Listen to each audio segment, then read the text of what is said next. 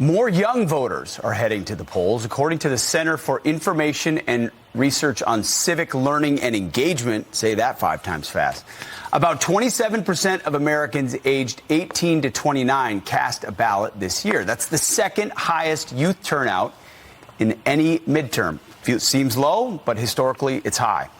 But with the majority of young people saying they get their information from social media, could there be a dangerous impact from that? Kale Ogunbor and Melissa Gama are both campus reform correspondents and Gen Zers and join us now. Thank you both for being here. Kale, let me start with you. We see the numbers, and in fact, we'll mention this too.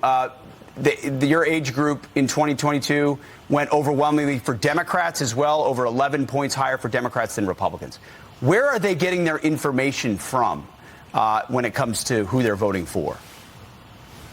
As a Gen Zer myself, I can easily say that most of my generation gets our information from social media. Not as much cable news, not as much newspapers, not that many major publications, but a lot of people giving their random opinions on the internet, like Twitter, and for some people, Facebook, I guess, Instagram, and so on. And those institutions lean very left, so I'm not that surprised with the way my generation came out to vote last Tuesday. Kale, is TikTok a part of that too when it comes to social media? Unfortunately, I tried my best not to give them some kind of credit, but that is very true. Yes. I've heard the kids talking about it, so I had to ask. Let me ask Melissa, for you as well. How about if they're getting it on social media? What's the conversation like? Because what Kale said is true. 48% of young adults are getting their news from social media, 21% from news websites. Cable TV's at 7%. So it is social media. What are the messages they're seeing?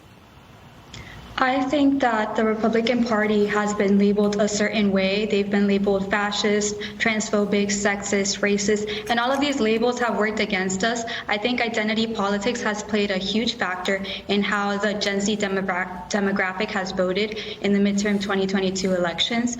And I also think that college campuses have a big part and are extremely influential in how young voters think. I think as we see on Leadership Institute's campus reform, we see that these students are being indoctrinated and not educated. They're not understanding the basic concept, like the foundational documents or basic economic concepts, to be able to apply them and actually vote for things that are truly important to Americans.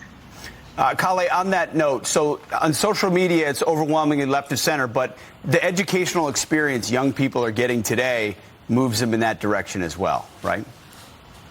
Absolutely true. It's really hard to be a conservative or anything center right on campus right now, especially I would say since the reversal of Roe, which happened in June, which is, I think, a tangible moment where people in my generation decided that we are going to come out to vote in a political election that has nothing to do with the presidency. So I would say that at college campus, social media are big aspects of it, and specific political issues that social media and our college campuses push for, which is the pro-choice agenda or the pro-abortion agenda when it regards to the reversal of Roe v. Wade. Interesting point. Melissa, while Kale was talking, we were showing videos of politicians on TikTok, making, TikTok videos and things like that. Does that work? I mean, I look at that and go, who falls for that? I mean, do young people look at that and say, oh, these politicians are cool, therefore their policies must be good?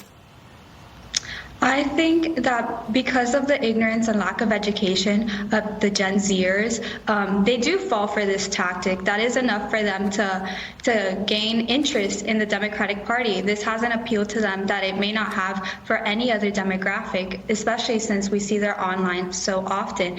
And along with the fact that they're pushing for an agenda that takes off accountability and is just something that's comfortable or convenient for Gen Zers, but doesn't really help the rest of Americans, like weed legalization, access to abortion, open borders. They're not realizing the true issues that are affecting most Americans because they're not living paycheck to paycheck.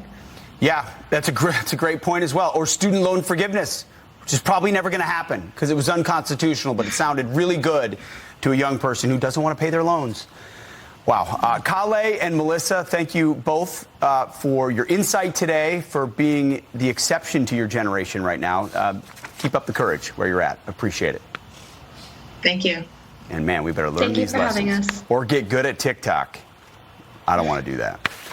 All right.